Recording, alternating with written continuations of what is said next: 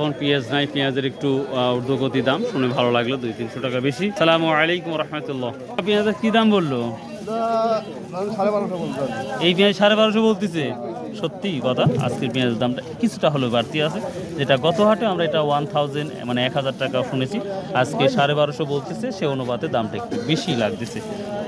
1250 মানে 1300 এবার ডাইরেক্ট দিয়ে দিয়েছেন যে বা 1300 হলে যোগাযোগ করো। তো যদিও 2000-এর নিচে বেশি তো মনে হয় লাভের অংশ দেখতে পাবেন না। আচ্ছা কাকা, ভাই আজ কি দাম বলছে কাকা? আজ কি দাম বলছে? 1400 করছে। এর বা 1400 করছে, তাও রেখে দিচ্ছেন? এখন দুধের 2000 টাকা খরচ হয়ে 1400 টাকা রেখে দিব।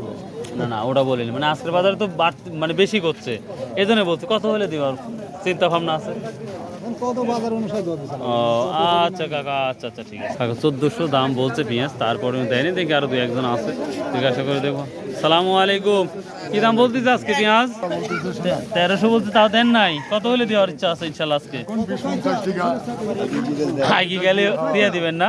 মাশাল্লাহ মাশাল্লাহ মাশাল্লাহ। যাই হোক, সত্যি কথা বলতে আজকে পেঁয়াজ না থাকার কারণে আজকে 200 টাকা পেঁয়াজের বাজার দাম, যেটা সত্যি অভাবনীয় এবং দেখে ভালো লাগছে। শুধুমাত্র আবহাওয়ার কারণে, মাল না নিয়ে আসার কারণেই এই বাজারটা ঊর্ধ্বগতি।